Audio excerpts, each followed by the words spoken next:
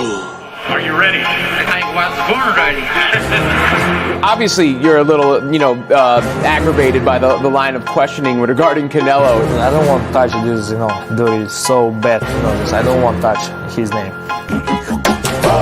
I'm working on feeling the art of humbleness. Hey, you be with me, that's the reason why I'm crying, because I'm not that person no more. And I miss him. But sometimes I feel like a bitch. I don't want that person to come out, because when he comes out, hell is coming with him. And it's not funny at all. It must sound cool, like I'm a tough guy. It's just, I hate that I'm scared. It would be awesome to, being a great war, maybe with a Mexican.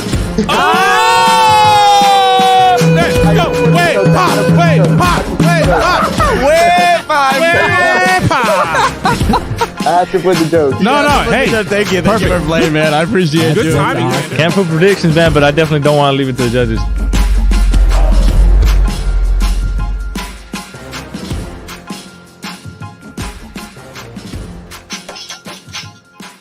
Oye, EnVivo Sunday recap. As always, LongLiveBoxing EnVivo podcast. Manny Marrero, Sean El Gringo Hicks. break it down like it is, like it should be. Another Sunday episode of a recap. Hope you guys keep enjoying what we're bringing you new content every week. Podcast. We're about to reach 100. We appreciate you guys' support. We have something amazing coming up. We'll keep it quiet because it's a secret, but we're hoping to celebrate big this milestone. No one really makes it to 100, right? Unless it's real serious. And we are there. And we got the support of you guys, fans, so I appreciate that. Yeah, absolutely, man. We appreciate all you guys tuning in, been supporting for all this time. And, we got big things coming up, but not just about us for the show, about promoting the boxing showcase. They got this huge tournament coming up. We're 6 days away.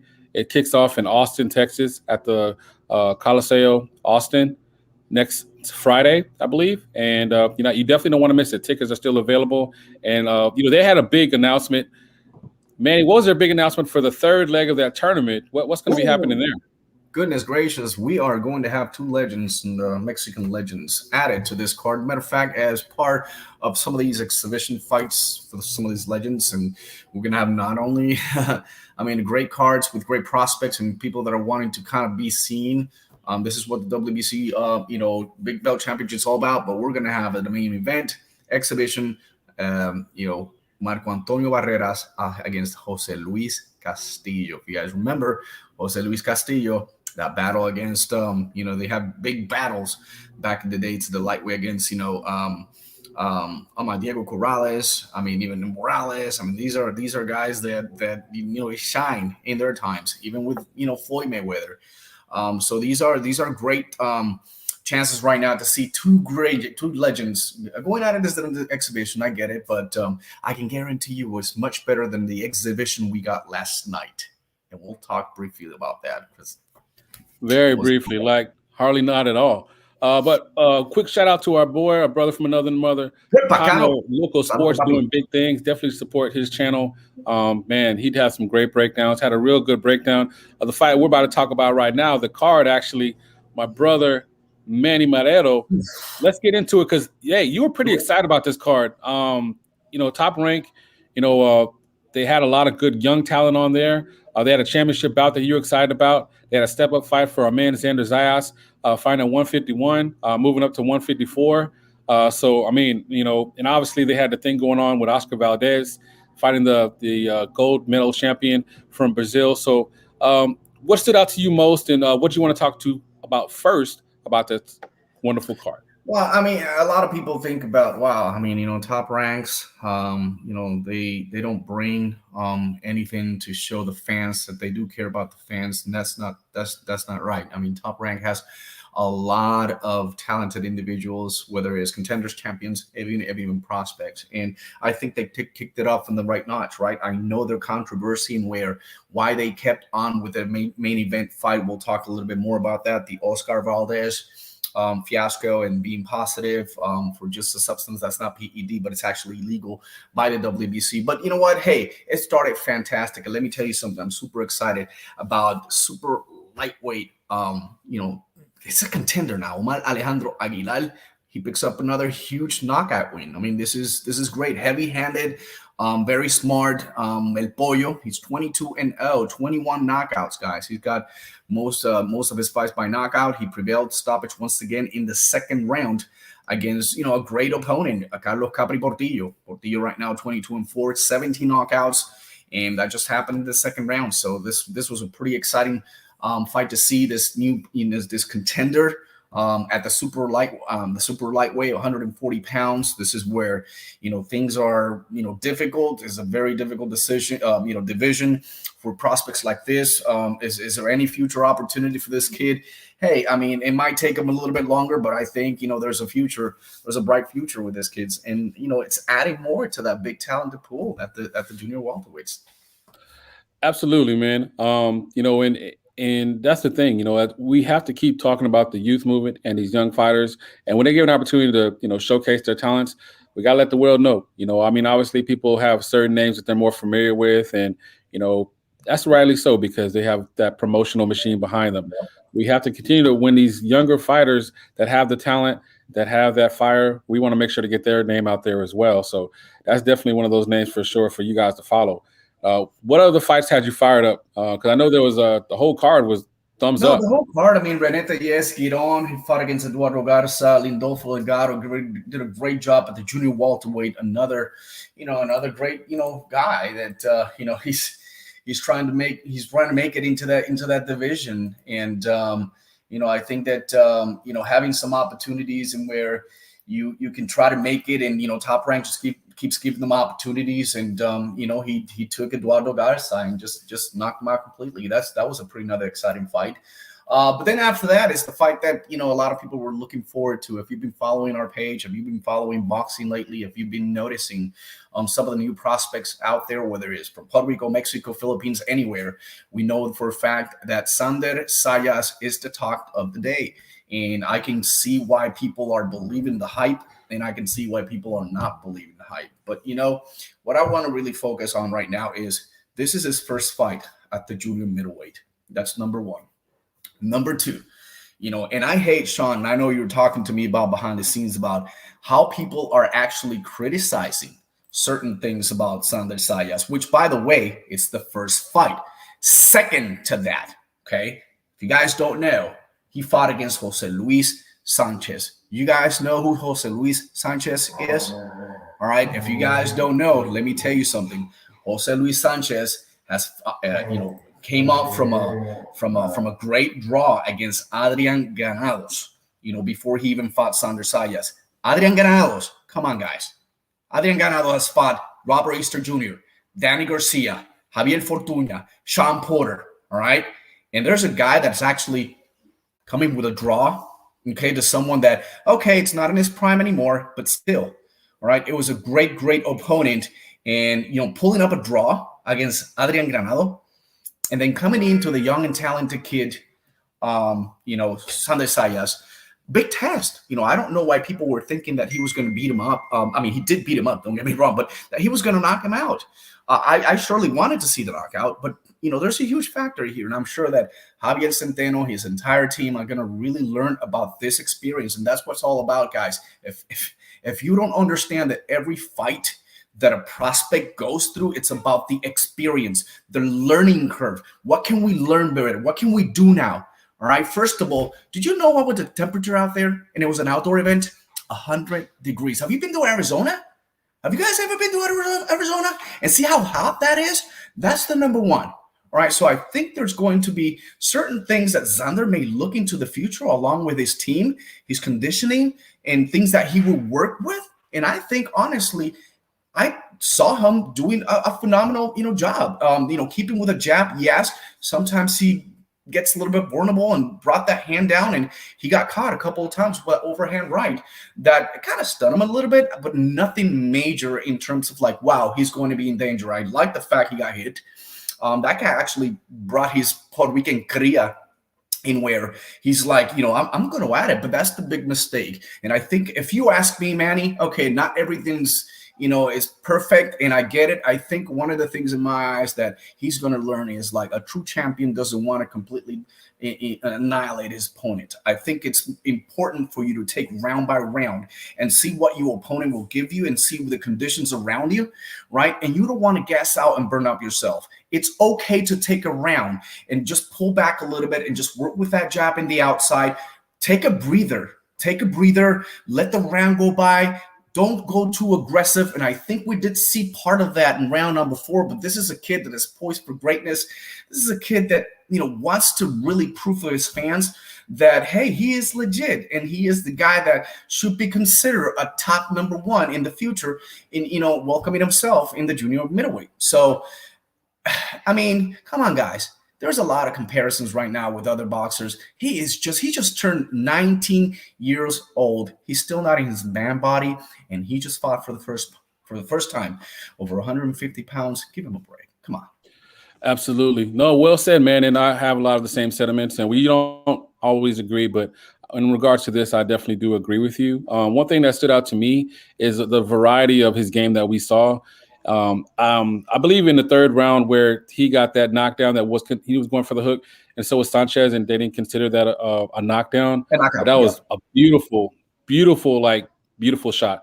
But at the same time, when he went in after that trying to get the knockdown, do you feel he kind of punched himself out? And with the heat factor in, he should have maybe like you alluded to, he should have taken that 4th round off. Absolutely. And maybe you just boxing a little bit more. But except like he kept trying to stay in range and he kept getting caught because he put his left hand down by that overhand right. Do you view that as a mistake or a learning opportunity, eagerness? What did you take away from that overall as far as like concern or just like, it is what it is? It's a learning opportunity. It's not a concern. You have to go through these things. A lot of people criticize Berlanga because he didn't knock, his last fight didn't knock him out in the 1st round. And you cannot be a knockout artist and be a consistent super champion. You can't do that. You got to go through this circumstances, whether there's a weather factor, whether it's lack of training or whatever it is. I'm not saying he didn't train well. I think he's well trained. I was overhearing, and this is funny, I was overhearing the other day that he's too mechanical. You could see his training, the way he trains, and then he showed things in the training, and it's exactly the same thing he does in the ring. But that's what you train for.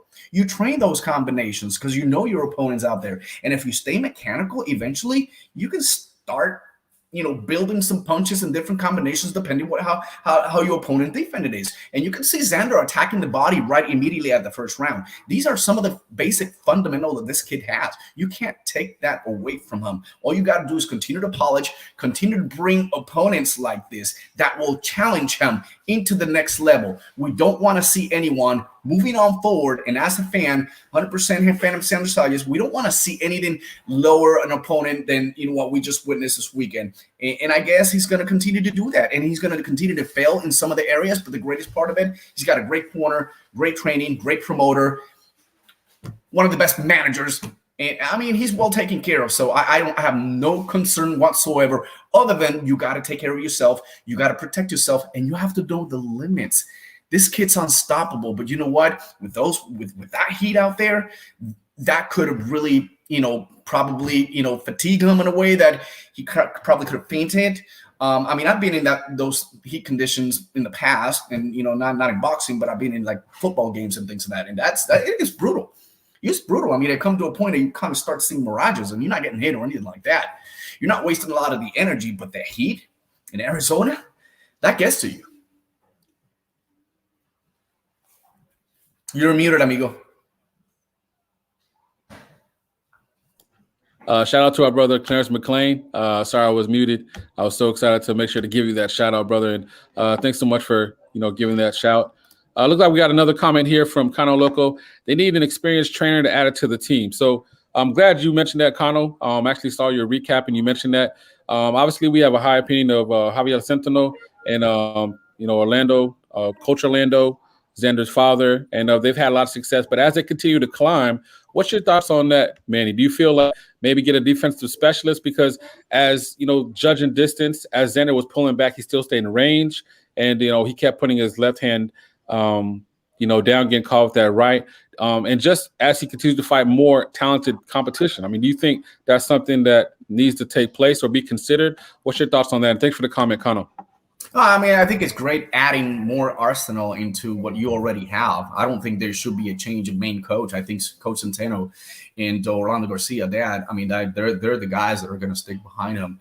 But you're absolutely right. You're going to add some more. And as we learned about Xander's career, I think he's doing that. First of all, Xander didn't have like a nutrition program or anything like that. He had a perfecting athletes. As a matter of fact, when Oscar Valdez fought Lopez, the Cosmopolitan a couple of years ago, right around there, they noticed that, hey, we need to start adding some things into our camp.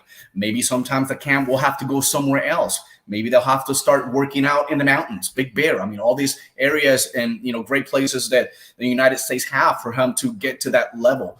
Altitude, I think it's important. The heat. Are we training in the heat? Are we training outside? So I think all of these things are going to be, are going to be a factor. I think right now, he never had an issue making the 147 pounds. He's not going to have an issue right now making 154, 51. However, you're absolutely right. I think a couple of pieces to the puzzle to get to the level that you were expecting to be, and he's going to be. He's definitely going to have to add some people around him. Hey, a great compliment. There's nothing wrong with that. There's always, 2-3 minds think better than just one or two. So I agree with that. So that's good, Kano. Yeah, I mean, having different perspectives, I think, is good. And, another voice in the room, I think, can never hurt. Somebody they respect, somebody that's a respected, experienced person. And that's the key thing that Kano said, someone that, an experienced trainer, not someone that's a novice or somebody that's, wanted to be a part of the team. Now, speaking of, Kano and, Xander. Our defense coach will be great too as well.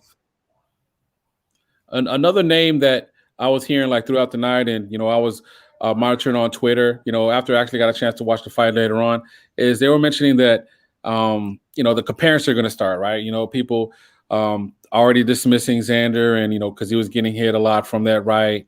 And but even though he was taking it well, they were mentioning a name that actually I was introduced by Kano Loco, talking about Jesus Ramos Jr. He's a super welter at 154. He's 20 years old. Obviously he's having making a name for himself, 17-0. He just came off a big win and, with the UD victory. Mm-hmm. And, just recently, right? He fought on September 5th on a PBC card, 17-0, 14 knockout. Yeah. Versus Brian Mendoza. What do you think? You think those comparisons are fair, or you think it's too early for that, or what do you think? I mean, people are going to compare. People are going to have the perspective. They're going to start thinking about, all right, let me compare. Let me see if he's really it. Is there someone out there that he's ahead of the game? And that's what I think about. That's what I think, honestly, about Jesus Alejandro Ramos. He's ahead of the game right now. 17-0, 14 knockouts. He's a knockout artist, but he's slightly a little bit ahead. If you look at his competition, his opponents for the last 3 fights, it's other been than Jesus, Emilio, Javier Molina, and now Brian Mendoza. These are guys that are undefeated. They have great records, over 20 fights, over 20 wins each of them, right? And he's fighting a bigger, better opposition. So he's ahead of the game. I think right now, if you ask me, when Jesus had the amount of fights that Xander had, if we want to compare apples to apple, I think Xander is ahead because Xander is a generational talent. Jesus, don't get me wrong, he's built himself up with some great talent and the will that wants to be able to be a future champion, and they've been able to build them little by little. So, I hate that comparison, but I like both of them. I mean, there's nothing wrong with that. Are they trying to think about future matches or let's see who's the best? I really doubt that's going to happen unless the money is there, but I think both of them, they have their path. If, in fact, they will meet together for a world title in the future, that will be phenomenal. But in this case, that's just plain talk to me, honestly.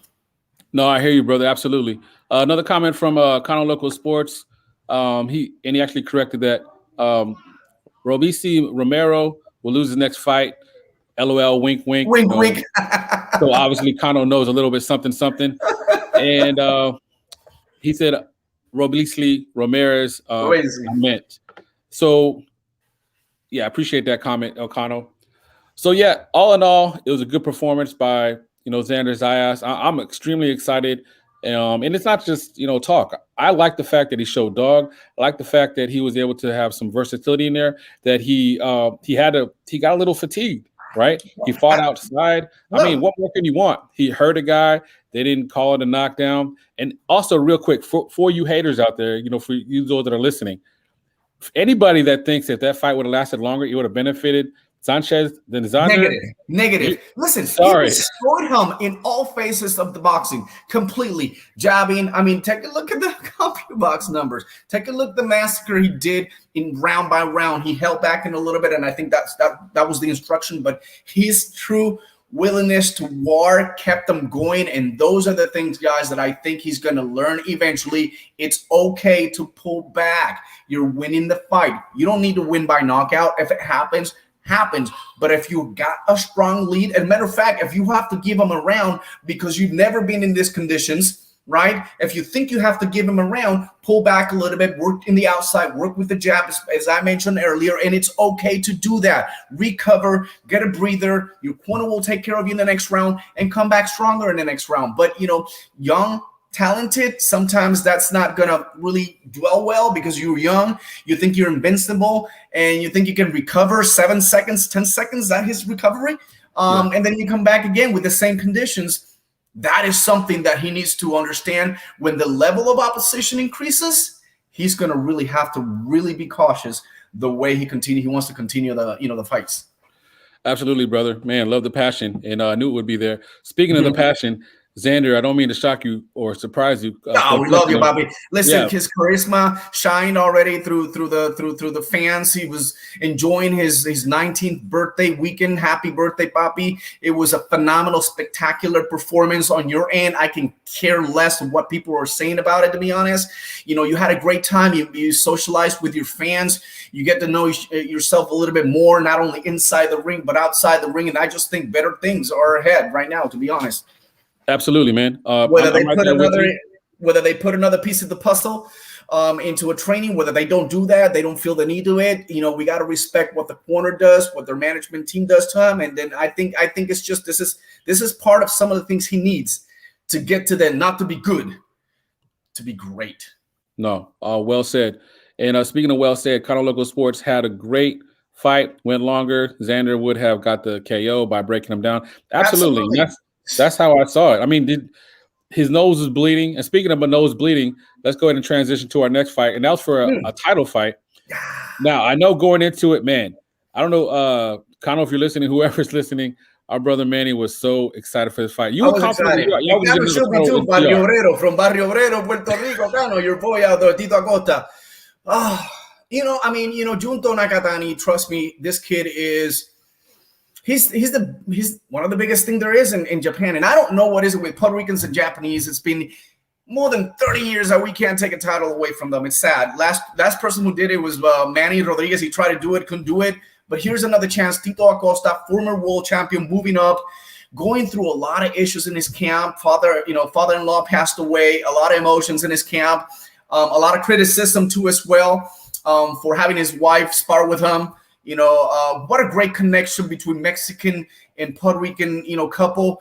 A huge example for the island. How do you need to work? He was in the best. I mean, he looked in the greatest shape ever. And sadly enough, I mean, you got a very young, talented kid in Junto that, needed to do what the things he did. And then, he started with a jab and he took him and he got a very, very powerful right hand into the nose. And all of a sudden you got a broken nose. You can't breathe. And I think that, he was a true warrior, but I was extremely concerned about that. First of all, you just kept on bleeding and bleeding. And when you have a broken nose, it's hard to do that. Second, if you did see Acosta, he started breathing through his mouth already. What that's going to do is you're going to start swallowing, your own blood, and that can definitely be very, very dangerous for you. And the last thing is you could have fainted for all the blood that you have lost, throughout, and that could have been devastating to that. Did he actually stunt, Junto at one given point? Absolutely. I mean, Tito Acosta, he's got power. And not only that, he's a former world champion. He's been there. He's at that greatest level of competition. Is he at the peak? No, he's kind of coming down. But I believe that if there was no broken nose, I think the performance would have been a lot better. At the end of it, to be honest, I just see a much superior Junto Nakatami because of the youth. That's a huge difference. And because this is what we talk about, and I don't want to mention a comparison, Sander and Junto, no, because he's a world champion. But if you think about it, ever since Junto came out, at the pros, he's been considered that elite, powerful, bantamweight kid that's going to continue to move up. And honestly, this kid's going to get up to the flyweights eventually, or the featherweights, and he's going to probably dominate. I mean, he's just a kid, not in his man body, and so that's what I think that, in my eyes, that still, if no broken nose for Tito Acosta, I think that at the end, Junto was still gonna be ahead of it. To be honest. Wow. I mean, you got to have a fair assessment and, be honest with what you thought happened. Like, tell it like it is, like it should be. Speaking of telling like it is and how it should be, Kind of Local Sports says they should run it back. I mean, he got caught with the punch in the first that broke his nose, and he kept fighting. So why not run it back? I'm actually happy to hear that, because that was my feeling too. And actually, Acosta, I thought he hurt Nakatani in the second round. He got him with the right hand, man. He got him really well. So what's your thoughts on that? And thank you for the comment, Kano Loco. I agree with them. I agree, Kano. Yeah, absolutely. I thought about that. I don't know it's in the best interest of Junto right now, if you ask me, because he wants to unify. But I think the reality is that there's nothing in state right now. I think this will be a great payday for Junto to kind of go run it again and see what happened. I think the outcome of the fight may be a little bit different. Just keep in mind, once you get a broken nose, it's going to be very difficult to heal. It's going to take a while to do that. And chances that may happen again, and, they're going to be pretty high. But honestly, sign me up for that, because I really want to see. And it's kind of sad because, you work hard, you train so hard. And with all the things that happen around, Tito Acosta's camp, it's very disappointing for this. I mean, beat me down. But just because at the start of the fight, you got a broken nose, hard to breathe, there's a lot of complications. To be honest, I was okay with a stoppage. I don't want any brain damage or anything for any of these boxers. We just lost one, this past week, and that is devastating on something that it could have been prevented. I think that not only the referee, but I think the doctor gave him the benefit of the doubt, gave him the opportunity. You got one more round. And the ref, when he landed a pretty good uppercut. Junto landed a pretty good uppercut that kind of damaged the nose a little bit, and it just never stopped from bleeding. And this is dangerous, guys. So a lot of people don't understand that. Yes, let's run it back, please. Junto, why not? Hey, man, absolutely. Speaking of running back, that card here has some more action that we like to get into. So what else stood out to you? Obviously, the Puerto Ricans being in action and putting on a show. And unfortunately, it fell short for Acosta. But I'm with Kano Loco. I do hope that they run it back. I was a little iffy about, because, we saw one of my favorite fights from this year, actually, from my favorite card, by the way. Jermaine Ortiz, he had a broken nose. And, man, when he fought the O'Donnell brother, that fight kept going, and his nose was badly broken. And he was taking like some pretty tough shots from O'Donnell, but I digress. So what else had you excited on that card, sir? They had some more good action on there. Well, I mean, the co-main event, that was Luis Alberto Lopez against Gabriel Flores. And wow, what a shocking on that one. I mean, I wasn't expecting Gabriel Flores to, it wasn't his night, and that happens. That really happens. Nothing that he would do. It was to his benefits. I have to give credit to Luis Alberto defeating the odds and just trying to go someone against. He is highly ranked. Very popular, not a lot of punching power in Gabriel Flores, and that's always been my what I criticize in him. You got to have that strong punching power to compete at that at the super featherweights, 130 pound. There's a lot of competition there, and if you don't have that power, you can't rely on just trying to get points and score points and beat an opponent. And I think right now Luis Alberto Castillo had everything rejuvenized his career. He's up for bigger, better things. Are they going to run it back? I don't know. I think so. I'm assuming so. But you know what? This is not the first time Gabriel Flores has been very close in terms of decisions and things like that. I think that he has been, and I think Andy Vences, I think he had struggled with them. That was a split decision. But anyway, I mean, this is going to be some things that each of them are going to learn. And is that the end of Gabe Flores? I don't think so. I think he'll be back, but we'll see what he comes up with. But man, yeah, shout out Luis Alberto. For Luis Alberto Lopez, no one really gave him a chance, and there you go.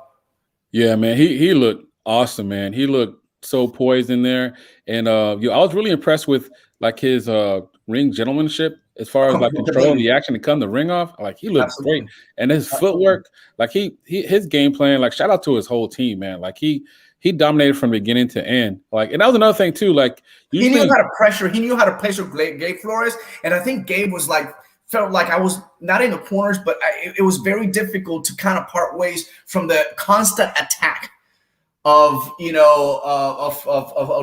Alberto. So that was something that I was like, my God, give him a breather. Gabe wants to kind of come back, but Luis had it. Luis knew it, that I have him cornered at all times. I'm pressuring them 100%, and he cannot. He cannot hide from me inside that ring, and he just did what he had to do. Absolutely. Absolutely. I wanted to touch base with that. Thank you, Connor, for referring that. But I think that the dad came up, okay, and stopped the fight. I just don't think the ref, because everyone was commenting about stop the fight, stop the fight, stop the fight. I think his father came up, and whether he showed the towel, I don't think he threw the towel up there, but I think the referee should have looked in the corner. I don't think he did. And I think, yeah, definitely that fight should have stopped right there, because it could have been worse for him. But it's Gabe Flores, undefeated. We want to give him a chance to see what happens in the cards. Maybe they'll give it to us or something like that. I don't know. But it's devastating to get to finally not, break that donut. Yeah, and that's how it goes as you move up. And, it's always tough in a situation like that. The father, or anytime the corner is involved, should they stop the fight? Shouldn't they stop the fight? I think that in a situation like that, you got to be demonstrative. You have to be damn near jumping into the ring, because like Kano Loco was saying, you got to make sure they don't take too much damage. Kano also made another comment. Shout out to you, Kano. Yes, but he came up in the last round. He should have stopped it in the 8th. Something like that, where you feel like there's not really a chance for them to come back. They're taking damage, they're taking hits back, and they're not even really clear on where they're at. You got to make the judgment call to protect them from themselves, right? These are fighters, they're warriors. They're always thinking they can go, right?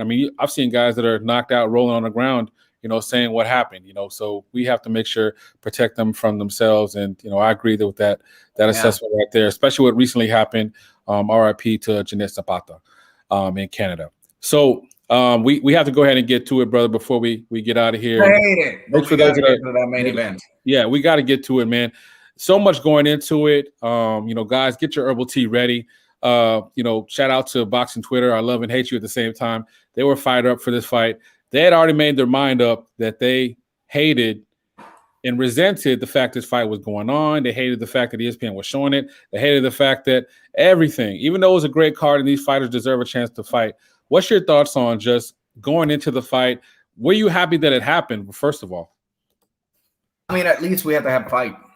So I'm as a boxing fan, yes. On the business part of it, yeah, it has to happen. But when I think about it, when you have something that is illegal, I don't care if it's PED, I don't care whatever it is.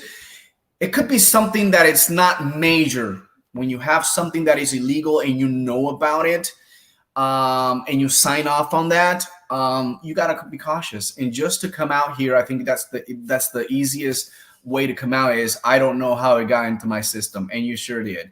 So just by that, that is huge. And then having the WC protect the actual fight. If I was Conceição, if you ask me, I'm going to go for it. Why? I got an opportunity to fight for the belt, and it's not a PED. It's just something, a weight loss product that is prohibited. Does it give you a slight edge when you're working on that? Absolutely. What do you think creatine? What do you think on some of these ephedra things are prohibited? Because they give you more energy. They help you when it comes to your working program. That's a slight advantage. That's why it's banned. That's why we can't use any of that stuff. Right? Just take a cup of coffee. That's it. You want to get hyped up and pumped up. That's all you got to do. But if I was Conceição, absolutely, I want to fight. I want to fight because I know it's not a PED. He's got a slight advantage, but he was in the best shape in his life. And this is an opportunity, not only that to redeem himself, because remember, if you guys think about this years ago, Conceição beat Oscar Valdez. Yeah, and the this amateurs. is time for Oscar to really come back and say, time to take that away and, stop those, even people commenting about this, which it just started this time. And basically he got the number. But when I was watching the fight, man, I saw a very nervous Valdez. And guys, if you think about this, when two things, when Sugar Shane Mosley fought Antonio Margarito, okay, that we never thought about Mosley beating Margarito, but Margarito got caught. When you got caught on something, whether it's steroids, whether it's having concrete in your fist, whatever it is, you're scared. You're not going to be the same person focused, and you're going to have a sense of remorse within you that's going to keep you pounding and pumping like, man, something's about to happen, and you get nervous and you're not going to perform 100%. I did see that in Valdez, although Valdez have a tendency of starting very slow in his fights. He did it with Berchelt. He did it with Lopez, Adam Lopez, right? And he did it again in this time. And I think Conceição took advantage of those things. Right by the 6th round, man, I had it pretty much even, if you ask me. And I think that Valdez kind of picked up his pace a little bit to the end round. But listen, what really has me upset, okay, and it's not about having the fight. It's not about that, Valdez cheated, whatever it is. It's about how widely spread were these scorecards. 117 to 110, 115, 112 for the second two judges. I had it myself, 114, 113 for Conceição. I watched the fight again, and to be honest, I think he did actually have the slight edge in this fight, in my eyes. Guys, I'm sorry. I'm just maybe I'm watching it and I'm thinking more on the emotional side. I love Oscar Valdez. I like his energy, what he brings into the sport. But right now, I don't want to say there is an asterisk next to it, but there is kind of an asterisk.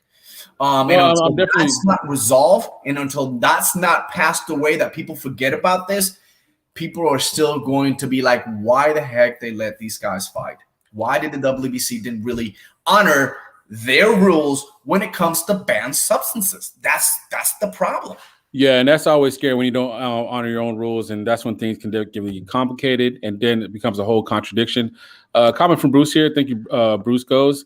This whole weekend of boxing was a shit show. It's over, but I know it's only the beginning of what the sport has to come. Unfortunately, that's pretty ominous, sir, but I'm right there with you. Then another comment from Bruce. Supplements and PEDs are two different things. If banned substance is found in your system, you're banned. I can't accept anything else. And I'm right there with you in that regard. I really think the WBC should have gone ahead and stripped him of his title. You have to go ahead and set a precedence here. But a slap on the wrist is the last thing that we wanted to do. I got a problem. If there's a fight on, I want to watch it.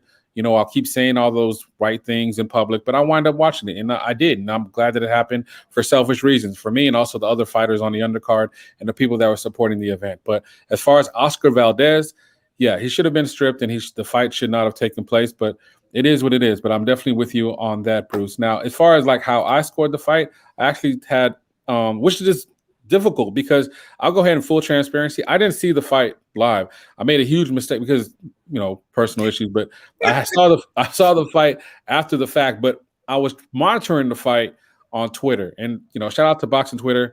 They don't know what the hell they're talking about. They don't know shit, but in case you didn't know that. But then after that, they were all over the place. Clearly people were vindictive towards Oscar Valdez. And, I did eventually see the fight. But before I did, I saw the CompuBox. And I got to tell you, you look at the CompuBox, Oscar Valdez, total punches landed, not power, just total punches landed was 83. He never landed more than 10 punches except for the 6th round and the 10th round where he landed 12 in both. But 576 in compared to Conceição landed 141 punch, not thrown, landed. Now, so I'm thinking, okay, so you look at Oscar Valdez percentage of body punches landed, 21%. Conceição, 24. And you look at the jabs, is 10% landed compared to Conceição, which is 14%. And then you look at power punches, 31% for Oscar Valdez, which that's his bread and butter.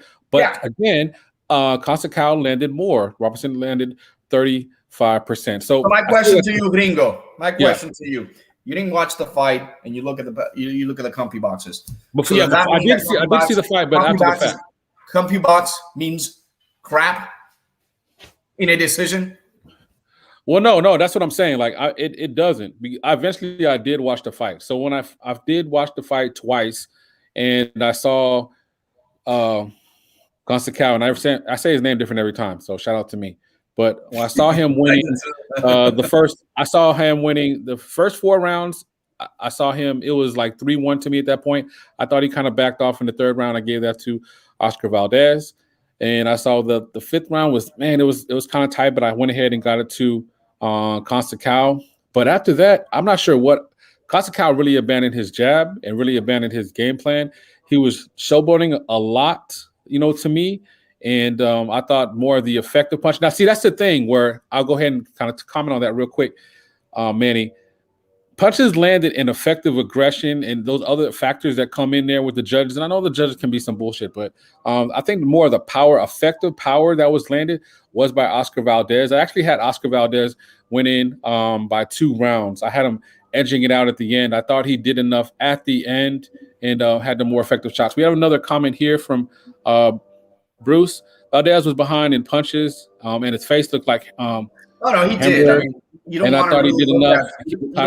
Judge a fight because how the opponent looked. I mean, I can get just one single punch in a fight, and I can be like, it just don't. I mean, look at Tito Acosta, 1 punch and then just bleeding completely. But anyway, he's absolutely right, and I think that although he did abandon his jab at times, but you see them pressuring, and you see them still getting some chances. Now the problem is, and this is my problem with judging, and I'm not throwing directly any of these judges, but you only emotionally you keep the current, and you tend to forget what happened in the first 6 rounds of the fight. Just because everything's fresh at the end, you're going to slightly make a decision. Not only that, number 2, you got the WBC world champion on the line. Number 3, you got the whole scenario in where people were thinking this fight should have stopped. And number 4, now you're favoring this fight, which CompuBox numbers tells you the different story, and then the white mark spread of the actual scorecards. I mean, 117, 110. Sean, are you telling me that that's just only a few rounds, Gonzalez? I mean, 3 rounds? Is that what it is? Oh no, I'm not saying I agree with those scorecards at all. And I was saying as far as the outcome, in as far as like the overall, it seemed like in the beginning, Gonzalez was in the fight, definitely the first 4 to win it. Then he went from, I don't know, maybe he was hurt when he got hit to the body. Then he was in there to, okay, I'm going to go ahead and try my best to look good. And then it almost seemed like he was there to survive. In a weird way, when he was showboating, like he thought he was just so far ahead, I have no idea why he was that confident. I'm not sure what he thought. I'm not sure what his corner was telling him, with you. I think but that wasn't the case. He was in a close fight. I agree with you. I think he should have continued. Also, too, something I want to touch on that I noticed you brought up. Yeah, no, definitely. Something else that was brought up too. I am Mr. Rulebook. So there was in the 9th round where there was a rabbit punch to the back of the head. Now, there's a difference between an intentional foul and an unintentional foul. So if somebody's intentionally, trying to hit them in the back of the head, or something that's clearly, a foul, you don't have to give a warning, right? It's the discretion of the referee. At that point, they can take a point away, or they can even disqualify the fighter. Because I know it was mentioned later on, hey, how come he's not getting warnings? So if it's like a low blow, now I know it's not like I'm contradicting myself, because later on, that same referee just gave a warning for a hit behind the head that Oscar Valdez did. I'm not agreeing with that. I'm just saying, like, there's no warnings that have to be given. Like, it's a courtesy to do the 3, and that's usually for unintentional, not actual blatant, rabbit punches or something to actually hurt somebody. So, and again, I know that's kind of a fine line. So I just want to clarify that. Do you think that the round 8, the run right now, and I think it was round 9, that point deduction, is that something that actually hurt Gonzalez? Because honestly, there wasn't any kind of big warnings about the fight on that. No, I mean, did it hurt him? Yeah, absolutely, because it ended in the overall total. So it hurt him from that standpoint. I'm not going to say it hurt him as far as his approach, because his approach had already shifted to me at that point. He went to kind of just dancing around and and not really engaging like he should, and being overly confident, like doing, looping shots and kind of backing out of it. Not really, fighting the same type of aggression that he had initially when he was using his jab and using like beautiful boxing. Because the first 4 rounds, man, I was really impressed with his game plan. He looked like the gold medalist that he is. And then after that, he was a guy that was just round. I think in 8 there round. just 8 round. Kosaka had no answer at all. I think that he looked tired, and I think that's where Valdez kind of picked up a little bit for what he was doing in round number 7. He was pressing forward with big shots. He was landing great. Kosaka seemed to be getting tired at that time. He was not able to keep that. But 11 round, I mean, that is for me one of the strongest late rounds for Kosaka.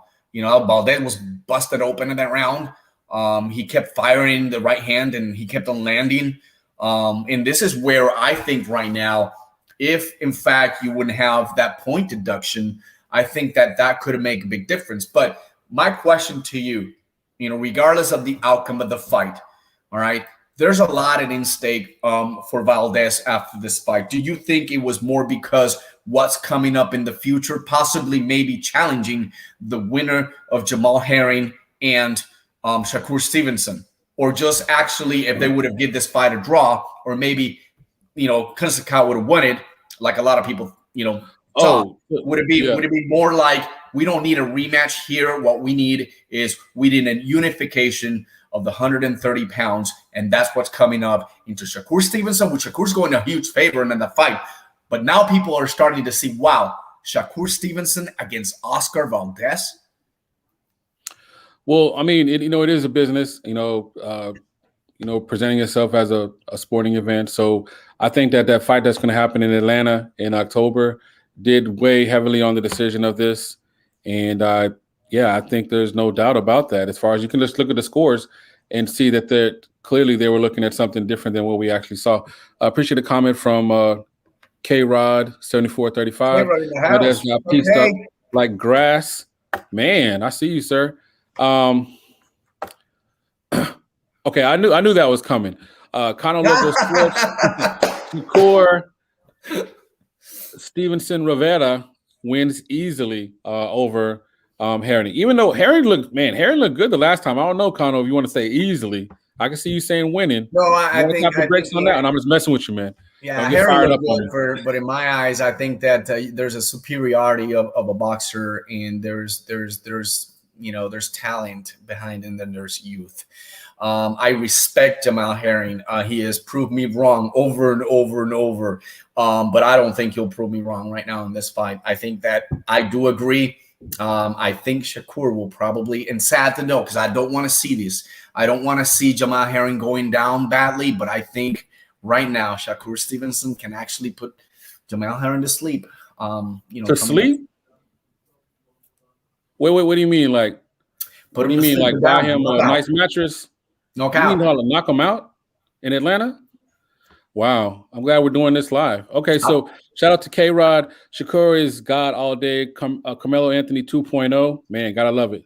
All right. Yeah. And I'm not just talking about it. I'm just looking at what we've seen in Shakur. No, definitely. Is and what his potential and what he can do, not only at the 130, but whatever he does in the future. Now, if you're asking me right now, Valdez and Shakur, I can't really comment too much right now about that. But if I look at right now what I know from both of them, slight edge, I still say Shakur because of the generational talent and what this kid's possess.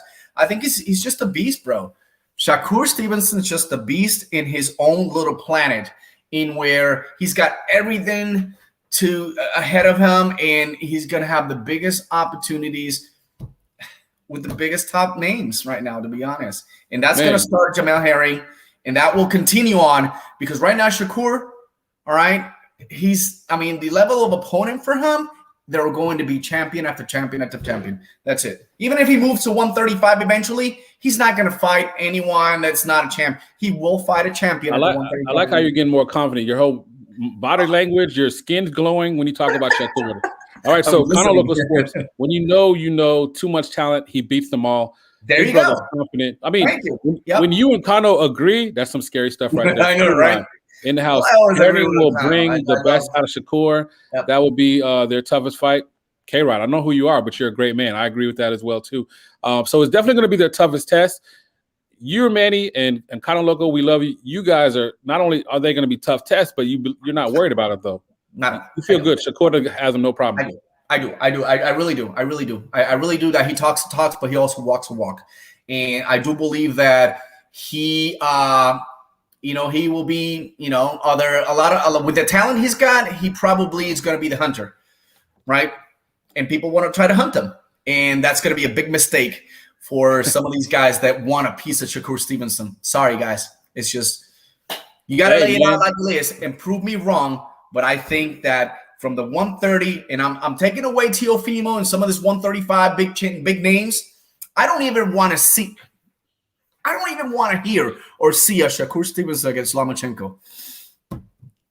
I don't. I don't, because I know crazy. I know that I have emotions with Lomachenko, and I think it's going to be a very difficult task for him as well. But anyway, he's got to move up in the 135, and he's got to take care of business coming up shortly against Jamal Herring. Respect to the veteran, respect to what he's done and the defenses he's done to these titles. I think he deserves a lot of props. Even if he win or lose, if he loses, he's still going to be a great champion. If he wins, wow, what a shocking to the world. He's going to prove me wrong again. Hopefully. Man. All right. So, Kano Loco, appreciate the comment, sir. I ain't taking none of them away. He beats them all. So, he doesn't care. He said, pick your name of your fighter, pick your division. Kano's not even hesitating, because I could kind of see a little bit that Manny wanted to hesitate a little bit. Kano said, no, I'm not having any of that. Bring them on, sign them up. Shakur Stevenson, Rivera. He's not afraid of anyone. He wants the competition. The people that he wants to fight, they make those fight happen. If you think about it, this is Top Rank at its best. Top Rank's been criticized for the longest because they don't make great matches. But if you think about it, how many champions do they have? How many boxing matches do they give out to the public for free? No pay-per-views. Hey, ESPN Plus. I mean, everyone should have ESPN Plus. You know what I mean? So these guys are building champions and then letting everyone see these champions on the biggest major network in ESPN. Shout out. That's why people want to see this kind of fights. No, I mean, yeah, I've been very critical of him, at times. But I mean, if I look back at the cards, obviously the card they had in Kissing Me Florida was phenomenal. Shout out to that one. And then the one that this week, I mean, there was a lot of shit about, they shouldn't have it, Valdez, and man, it was a good card. It was a good card. And I think that the card they're gonna have in Atlanta in October, like you just said, to your point, I think and I agree with K-Rod and Kano and everyone listening that is going to be a good fight. That's a good fight. I mean, people can say what they want, critical about Bob this, and, Bob's going to be Bob. But Bob, I don't know, maybe it's not Bob, but Top Rank has been putting together some quality cards. And it's not just at the top. It's like throughout, and trust me, they're not paying us a damn dime for this. So they're not at all. Not at all. So that being said, I guess, just real quick, and, the good, bad, the ugly. So had a lot of good, had a lot of ugly. Real quick, all I'm going to say as far as the Holyfield, that was pathetic. I hate that it happened. I'm disgusted by that whole thing. And I hate that I watched it. No, seriously. No, it was horrible. You shouldn't be there. You shouldn't be fighting. First of all. Second of all, that wasn't a very strong jab or right hand. It kind of covered a little bit the glove, and he was wobbling. He was wobbling with that little punch. Then he caught him again. And then did you see his legs? Like, just kind of like, honestly, he I have no idea. Yeah, he had old man legs. Fighting. He should completely retire and enjoy his son's career, which he's got a pretty strong career ahead of him, and just stay in the sideline, stay in shape at a 50-year-old. Man, I'd love to be in that shape when I'm 58. I got to give it up to him, but he's no longer in boxing shape at all. Absolutely. All right, K-Rod, thanks again for the comments, sir. K-Rod 7435. I would love to see more Puerto Rican top rank cards. It was awesome to watch. Now, I'll go ahead and say it. I'm not Boricua at all, but I got much love for you guys. I got a Puerto Rican brother. I'm talking to him right now. So do you think that's going to happen? I mean, I had a dream about it the other day because I'm a weirdo. Will there be another Puerto Rican card in our lifetime?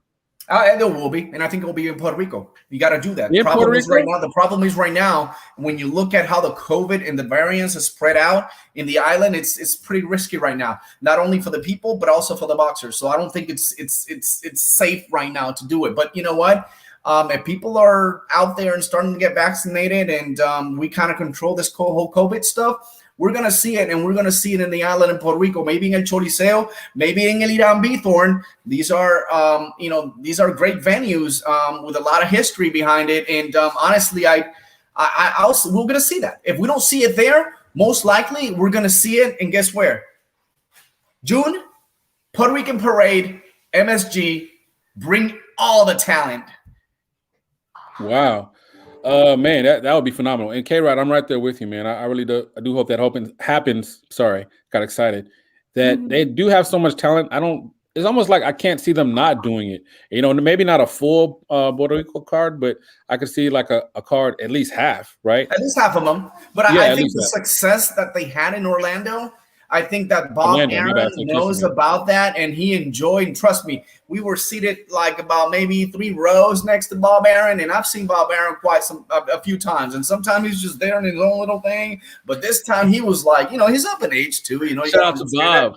But he was like, like in his younger days, No, man, that's great. So yeah, hopefully K-Rod, that does happen, man. I mean, definitely, I'll be right there. And if I got to take another vaccinated shot or I don't know, clip my toenails, whatever I got to do, man. Sign me up. So, hey, man, this is fun. In Houston, Marco Antonio Barreras against Jose Luis Castillo. Man, can't wait. I can't wait. I get to show those guys my horrible Spanish. So I know they're fired up for that, and I know I'm fired Michael Colon, a good buddy of mine. Thank you so much, Michael, for your support. La Resiliencia. You got to go visit this guy. He's got some great clothing apparel for you guys to get. He's actually bringing himself back into the boxing after 10 years. And he's going to compete. First fight. We'll be there in Houston. We wish him the best, bro. Absolutely. So got another comment before we get out of here. Bruce goes, what do you think of Canelo being at ringside for Valdez in a sold-out arena with no mask and a fight coming up? I think it's Roid Rage. Shout out. No. That was a horrible joke. Horrible joke. No, that was good, though. That was good to see Canelo supporting. It was good to see him there supporting. I mean, as far as I don't think that's the right move to make, especially like you're saying, Bruce, so close to a fight. But again, he's Canelo, man. I mean, what do I know? His life and the way he's wired is totally different from me. Clearly, he's living. I'm sure Hopper had to say something. Hopper, hope you get better. I know you're not feeling well. Yeah, I'm sure that he had a lot to talk about Valdez and talk about his Canelo. Oh man, definitely. His pom poms right there and cheering him out. Yeah, fortunately, our brother Hopper couldn't make it. He's kind of a little under the weather, but he'll definitely be back. We got the podcast coming up in 2 weeks. We're gonna be dropping 2 episodes, so look forward to that. And we're gonna also have a big announcement for 100 episode. Be looking forward to that. And every Sunday, man. For those that joined us, we appreciate it. Shout out to you, K-Rod 7435, Kano Local Sports. Much love. Bruce goes. Anybody, Miss Denise? I know you're not listening right now, but you're gonna go back and listen. We love you no matter what. And thanks to our supporters, BBSQ Barbecue. Always. Much love to them. And nice good poop. Foto de la Gente. Also, the good guys over there. Shout them out. Hey, if you need someone to do the dirty job for you, they can do it for you. I scoop poop. Absolutely. Oh, right out. Shout out to Aaron Seradio. Appreciate you. Yeah. EnVivo. Yeah, thank you so much. And last thing, I want to shout out to Ileana Marrero, 8th birthday. Oh, there you are, right there next to me. Happy birthday. All right, happy birthday. Much love. All right.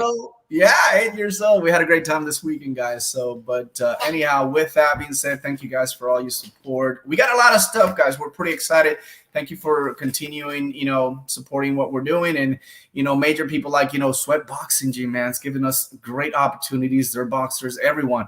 I love how they show the love to us. And then we will do that as well. So keep in mind, Austin, September 17th, that is next Friday. If you're in the Austin area, Big Bell Championship starts right there. They got great cards going on. If you need some tickets, let us know. We'll guide you the right way so you can get some tickets. Then they're coming into Dallas, Mesquite, October the 1st. Mark El Güero Vasquez, Isasi, Sweat Boxing in the house. So we're definitely going to be there. And then after that, it's going to be Houston. Boxing. Yeah, can't wait, man. So boxing never stops, but this show just did. So thank you guys so much. Enjoy the rest of your Sunday. We out. Vivo.